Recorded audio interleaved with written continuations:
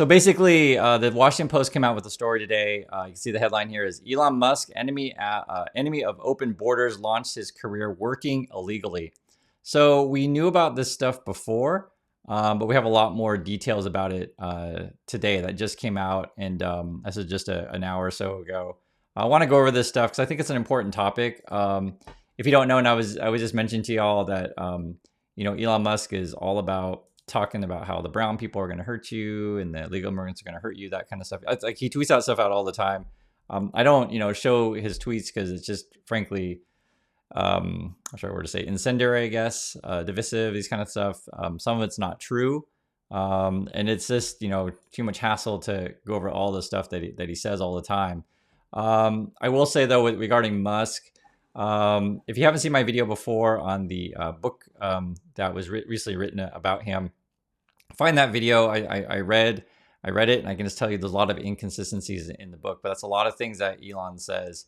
And this is, important to talk about this stuff because, if you're talking about money, you're talking about work, you're talking about any number of things, you want to get good information, right? And, right now, this guy is raising tons of money all the time. We don't know necessarily where all the money that he's getting is coming from. And again, one of his agendas is just to hate on, illegal immigrants all the time. And again, basically just tells you the brown people are going to hurt you. It's essentially what he's saying. And when this stuff comes out, you got to make sure this is really clear that, these kind of things really, show essentially that these people are hypocrites, right? So they're like, oh, if the brown people do it, it's bad, but if the certain color that we like do it, it's good, right? That's sort of how they think. I think that my opinion is fundamentally wrong way of thinking, and it goes really counter to how we should be thinking about the USA. This is something very important to me. If you guys know, I was born in Vietnam. I became a U.S. citizen later in my life. I was not born in the USA, right? I lost my family at the end of the war, and I was a refugee. So, these things, are very hurtful to people like myself. Not only that, like I said, Elon Musk, if you're an investor in this dude, he used to repost stuff about his companies all the time. He's the CEO of a company, right? But that was back in 2020. I showed you guys this chart before. Now in 2024, he's just all about election, immigration stuff, right? And he doesn't even spread stuff about his companies anymore. So these are reposts. So he tweets all kind of false stuff. So I can't even go over all the false stuff that he tweets out daily. It's just too much, to be further frank. This is sort of a chart of, he said in 2020 he used to tweet more about his companies again, and not that, actually zero about the immigration stuff, and now he's all about that all the time. So this story about this working illegally and the details is important to go over. This is on the Statue of Liberty, guys. For those of you who've been to New York City, all right, it's a famous words. Give me your tired, your poor, your huddled masses yearning to breathe free. You may or may not know this. So my wife is Korean, and we made videos about this topic. We actually have problems with her visa situation in the USA. And even if we wanted to come to the USA today, we actually can't. We're kind of stuck in limbo. So we're here in Busan, but I repeat, we actually can't even go to the USA if we wanted. And in fact, there was a time recently that I did want to go, and I did go. I found my mom. So if you don't know my story, you can find this video. It's right here. It's called "Meet My Mom for the First Time After DNA Test." I also write about this stuff in my book.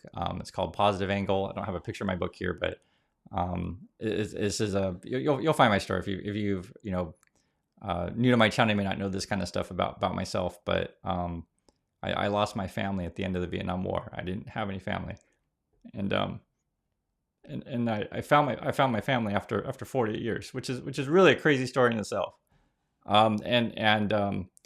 So I was in Korea at the time, and I flew back to the USA, and I wanted my wife to go with me, but we couldn't because so my wife never got to meet my mom. Actually, my mom passed away recently, which is unfortunate, of course. And so don't think I know about this immigration stuff. I know quite a bit. I had to deal with this stuff, right? So, you know, I take great offense when someone who worked illegally, was a legal immigrant, and his brother, and they spent all day every day telling you how the bad, you know, brown people are going to hurt you. I take great offense to that. So, so I think it's really important to go over these kind of things. So, sorry, but anyway, if you know anything about my history, you'll understand what I'm talking about. So I want to go over the details of the stuff with you guys, and I think, like I said, I think it's important because I think it really exposes a lot of the problems that you have with the, you know, with the people who are essentially.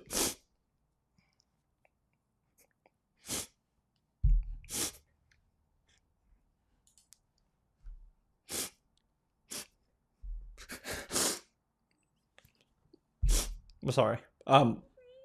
You're talking about people who are basically attacking the fundamental core of the United States, right? It's a nation of immigrants, and this is why I bring up the Statue of Liberty and things like that. So, you know, don't think I don't know about this stuff.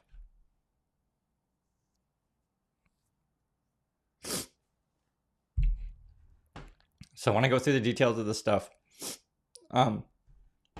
Long before he became one of Donald Trump's biggest donors and campaign surrogates, South African born, right? He's an immigrant himself. Elon Musk worked illegally in the United States as he launched his entrepreneurial career after ditching graduate studies program in California. And basically the gist of it is that Musk actually went to the same school as me, the University of Pennsylvania. So I don't know Musk personally, but I know a lot of people that run in his circles.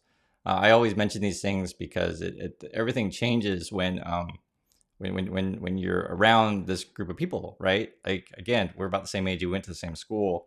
I met a ton of international people where I went to school. In fact, Penn, this University of Pennsylvania, when I was there, had like the highest percentage of internationals among the Ivy League, and one of the highest in the USA. So you're just exposed to so many languages and people. It's a normal thing, and I you know, wish everyone could have that experience. I know most, you know, people don't have experience of just meeting all kinds of people from all, like, literally almost every country in the world.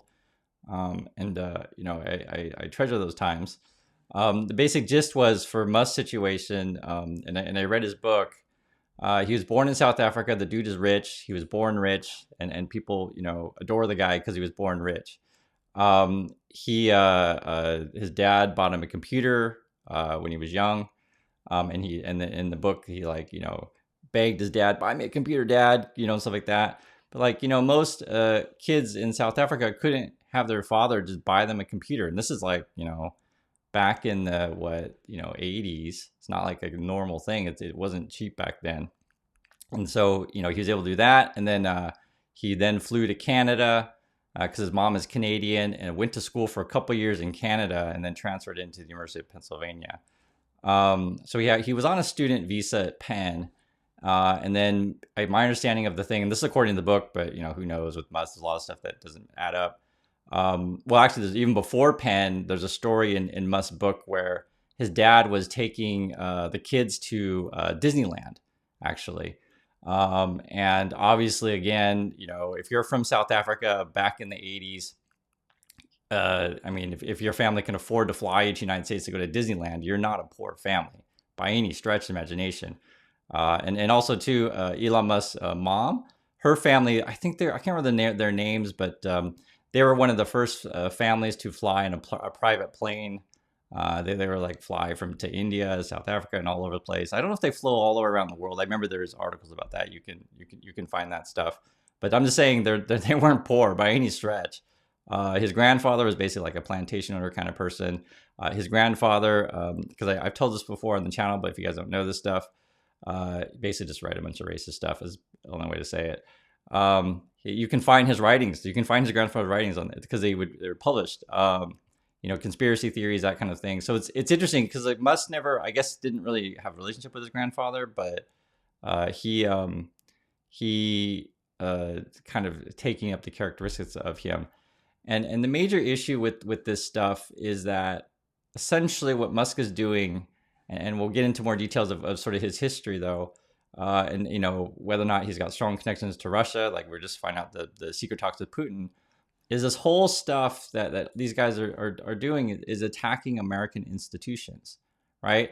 Like daily. This is daily. He's literally attacking our country daily, and basically saying, you can't trust the election, you can't trust votes, that kind of stuff. Like if you don't understand that is an attack on democracy, it is a very, very serious issue. And then for me, I was thinking about this, like, why am I so pissed off lately? It was really the NASA story. I just did a video on this yesterday. It was just breaking news. Even the head of NASA is like, we got to investigate this guy. And it was funny because I was talking to my wife. I was like, why am I so angry about the NASA thing? And we were talking. It was like, because usually people like at NASA, they don't really jump into politics at all, right? It's just their job is to go to space. That's just, and the issue that we have here these days is like everything comes politically charged. Like if someone hits someone, you're like, oh, you're just attacking me because I hit someone. You just don't like me or something. I like we should still have laws in these kind of things. And this guy has security clearance. People have asked, and the answer is yes. He's got a ton of contracts with all sorts of agencies. So he's not just NASA, Department of Defense, any number of agencies. So he's privy to all sorts of things. He gets tons of government money, basically taxpayer dollars. And then essentially he wants to weaken U.S. institutions, and he does it daily. What do I mean by that? Like if you attack, education, saying, oh, schools are terrible, don't go to school, don't listen to your teachers, that kind of stuff. You're attacking our institutions. If you attack our very voting system, right? Our elections, you can't trust the elections and can't trust voting, that kind of stuff. This is essentially like if he's indeed being funded by Russia, and we know there's Russian money going into Twitter. The issue is that if you understand this is how you would attack America from the inside, right? You get people, the average American citizen, to fight other Americans, right? And you also get Americans to not trust hospitals, not trust education, not trust government, not trust anything. So, this is what essentially Russia wants. That is in their best interest, in Russia's best interest, to attack American institutions. So, and not only do we deal with that, we have to deal with our financial markets, right? Which are also, in my opinion, being subverted by this guy. I mean, he says fraudulent stuff daily. He pays people to say fraudulent stuff daily. Any number of things, like I expose this stuff all the time, and we laugh about it because it's so ridiculous. But here's the sad thing about this stuff in the world that we live in: it is really hard to know, what is real out there anymore, right? It's hard. It's really, really hard. So that's why it's important to have community days to go through everything together. Regarding this, right? So he worked illegally in the USA. It was a little immigrant. So would his brother. We actually have more details about this stuff. I knew about some of this stuff before, but not all the new details that are coming out now. And we'll read some of the more of this stuff. It says here, what Musk has not publicly disclosed is that he did not have legal right to work while building the company that became Zip2, right? Which sold for about $300 million in 1999. So basically, he became rich off being a legal immigrant. It was Musk's side stepping stone to Tesla and the other ventures that made him the world's wealthiest person and arguably America's most successful immigrant. And the main problem with this stuff is the argument that Musk and his brother would make is like, oh, we might have been illegal, but we're hardworking people, right? We're hardworking people and we're trying to do good things. But like any number of people could make that claim. If you're working a job, right, and you're not, hurting anyone or whatever, anyone can make that claim. The issue with these people is they're like, well, if the certain color of people that do it that we like, it's okay. But if the brown people do it, people of colors that we don't like, oh, it's not okay. So this is exactly the same stuff that he rails about and just follows rail all the time. Musk is an illegal immigrant. Take a look here. It says here, Musk and his brother Kimball have often described their immigrant journey in romantic terms. Because you could make the case for any number of people where you cross the border illegally to send food to your family, your money family, whatever. Yeah, someone's bringing up to the Melania thing. So there's been rumors about that, whether or not Melania was illegal. I've heard rumors about that. I don't know the details of that stuff, but that may come out as well. But let's see what else comes. This article has to say. So again, if you don't know these details, it's interesting. So basically, it says here, my understanding of it is that Musk applied after he graduated from Penn. He applied to be a graduate student at Stanford, right? But he never enrolled. So basically, he overstayed his visa, because if you're going to be in the USA on a student visa, right? You need to go to class.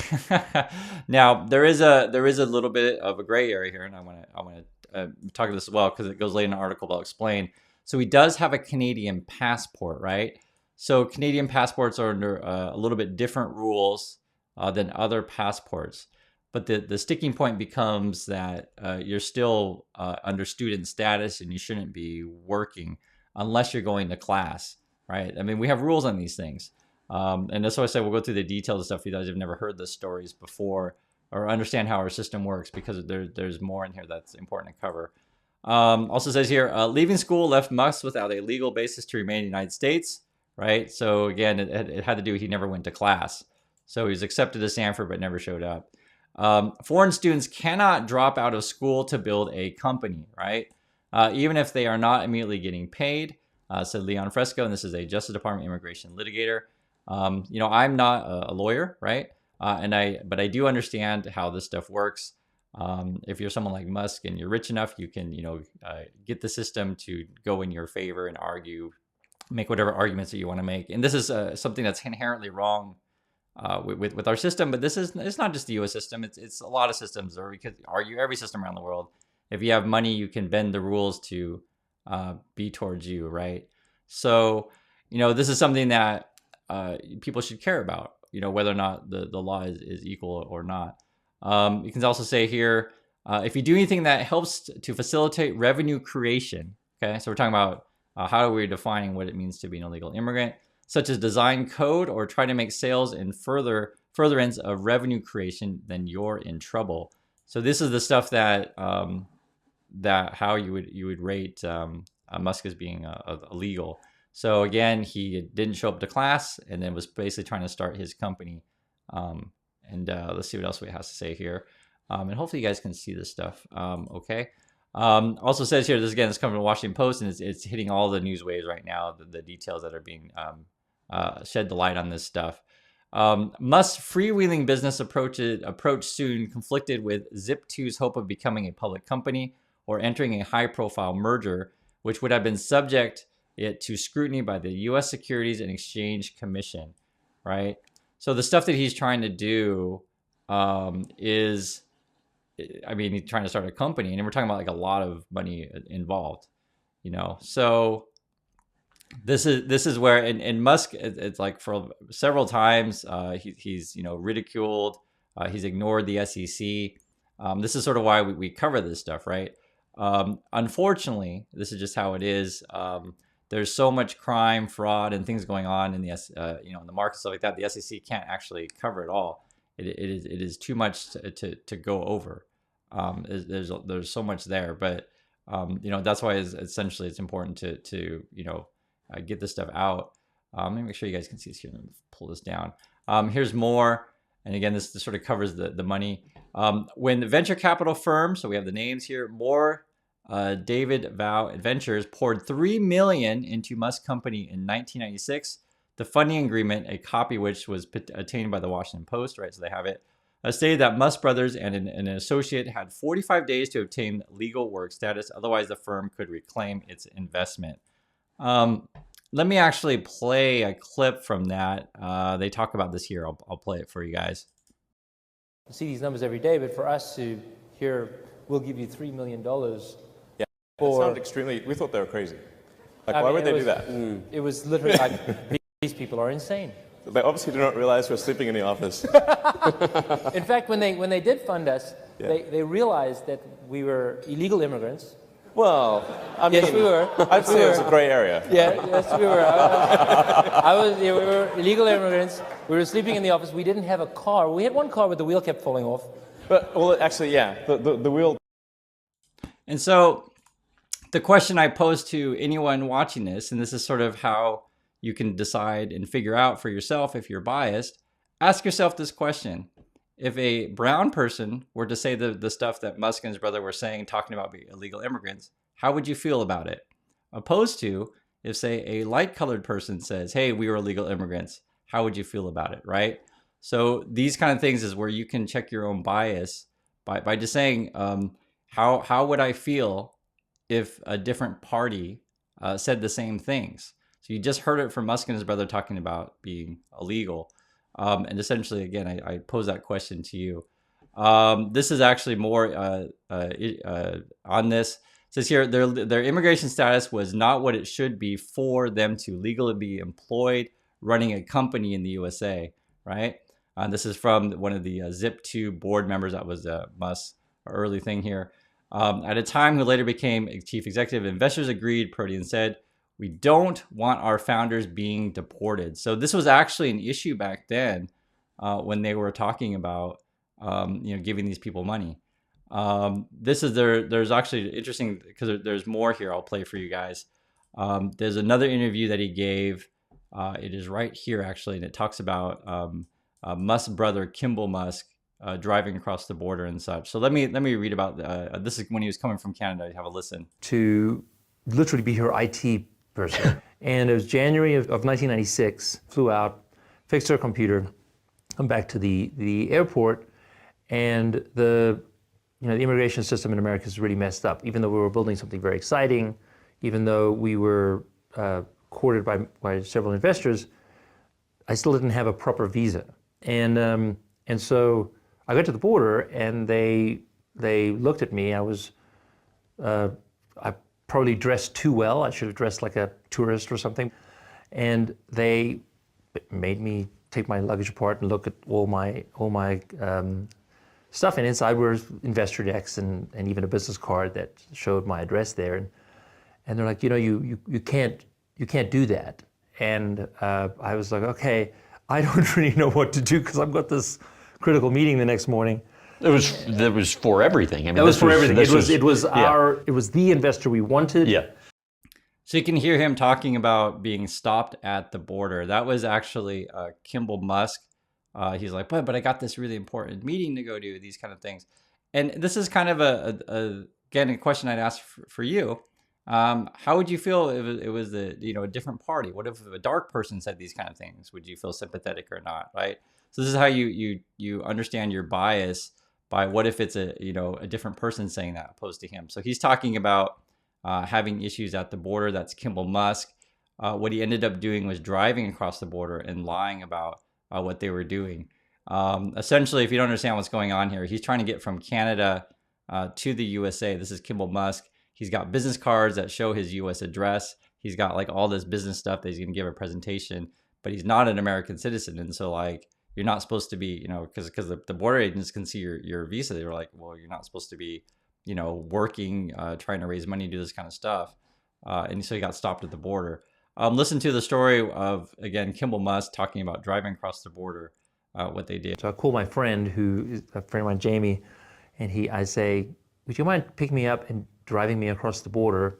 So he picks me up, drive to the border, say, do we tell the border guys we're going to go see the David Letterman show? And they were like, yeah, sure, go ahead. I get to the Buffalo airport, fly to San Francisco, wake up early the next morning. We take the bus, because none of our cars works. We take the bus to our venture partnership meeting. We have a successful meeting. We're negotiating and getting the whole thing done. The whole deal kind of happens that day. And at the end of the day, we say we have to leave because we got to catch the bus. And they're like, what do you mean you have to catch the bus? And I said, yeah. And they said, okay, hold on. Okay, we need to get these guys cars. So they actually gave us like a $30,000 budget each to buy a car. We're like, these guys are great. Yeah. We went from sleeping on the floor in our apartment to we each get a car. Forget the rest of the investment. Like, we think America's the greatest country in the world. So that was Musk's brother talking about America being the greatest country in the world, right? Essentially, they just drove across the border illegally.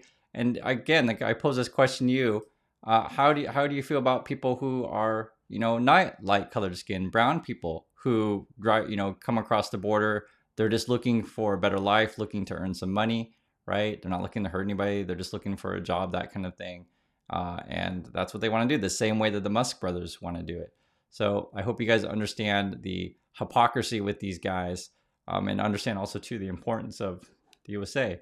Now, I'm not telling anyone that circumventing law is ever a good thing. I'm clearly not saying that at all. I'm just saying that for the people who spend all their day every day railing about how the brown people and the illegal immigrants are going to hurt you every day, right? That's literally what they do all the time. As I said, I don't show you any individual tweets, but Musk is frankly doing this all the time.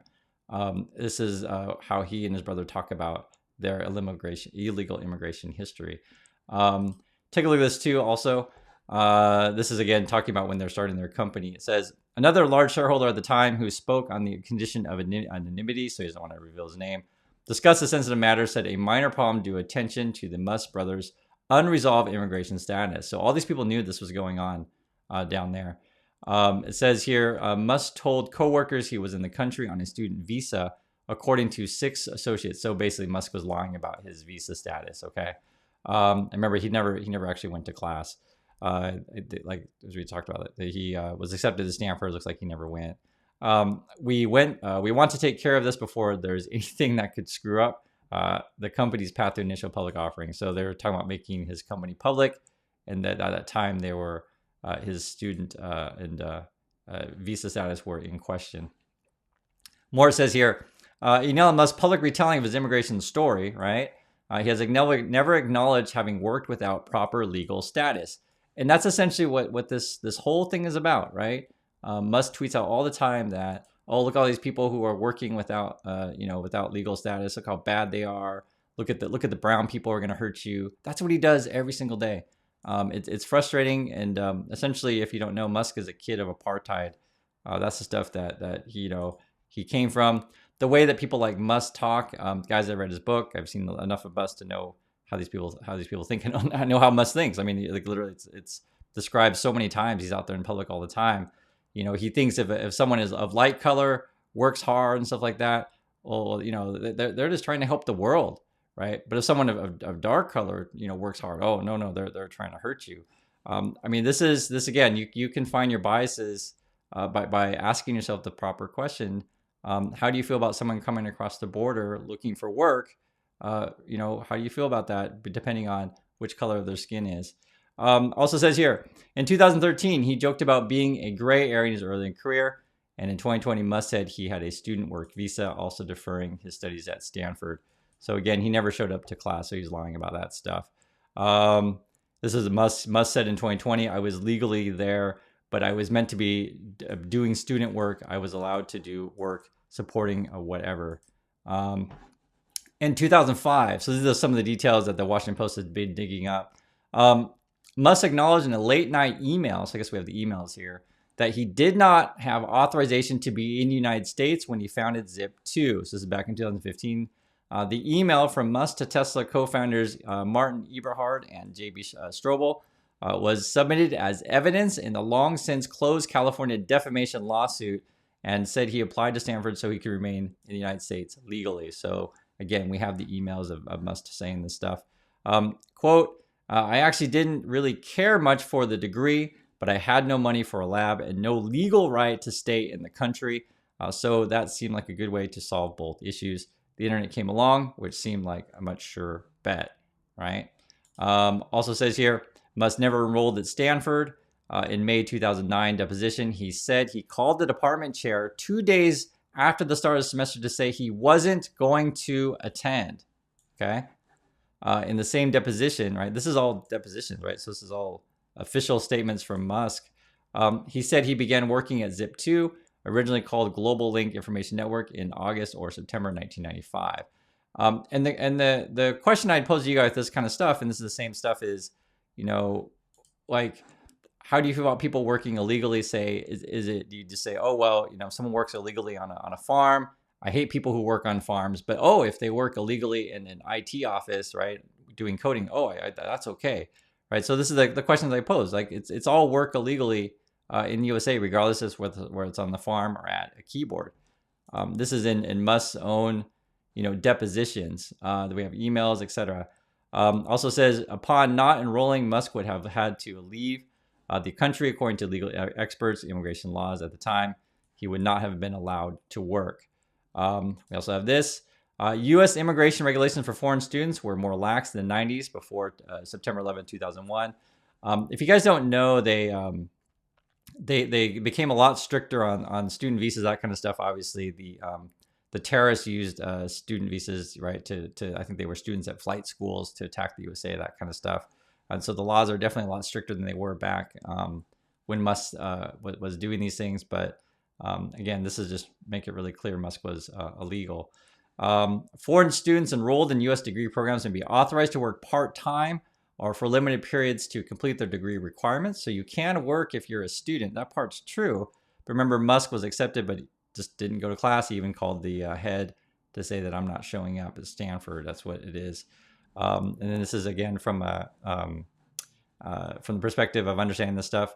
Otherwise, that would be a violation. If he didn't go to school, he wasn't maintaining his status, right? He wasn't going to class. Moreover, here's a immigration law expert. So this is from Ira Kurzban says here. Kurzban said the brothers' subsequent applications for work visas and to become U.S. permanent residents and naturalized citizens, right? So they applied, would have been asked whether they worked in the United States without authorization. If you tell them you worked illegally in USA, it's highly unlikely you get approved. So basically what happened is Musk actually, they got a lawyer for immigration, right? And then they were advised to not mention that they worked illegally in the USA. This stuff actually is interesting because they talk about the visa stuff in the Walter Isaacson book. I'm just kind of going through this stuff, but they never really give firm details of exactly everything. And that's something that part of the problem with the Isaacson book, and I guess you can watch my video on that, is much of the stuff is actually from Musk's point of view. A lot of the people don't corroborate or, how can I say, make comment on some of the stuff that Musk says. So when they asked about, Musk's situation with the investment, was this the Morrow Davido Ventures? I guess they didn't respond for comment. I'll just go over this also. It says here, documents obtained by the Post show that Zip2's executives met with immigration attorney Jocelyn Liu in February 21st, 1996. So we even know the name of the immigration attorney that the Musk brothers had to discuss potential visa pathways, right? So how can we get these people visas? Remember, they are illegal. The Musk brothers and another Canadian co-founder, so another one. And again, I asked you guys a question, how do you feel about, if they're illegal from Canada, that's okay, but illegal from Mexico, oh no, we don't want dark people, right? So this is where this hypocrisy is on full display every single day with this guy, and he's also promoting lots of conspiracy theories. This is what their party's doing nonstop. It is a massive problem, and it should be a concern to all investors. To be further frank, the biggest, most important companies in the world have tons of people from all around the world working in it, right?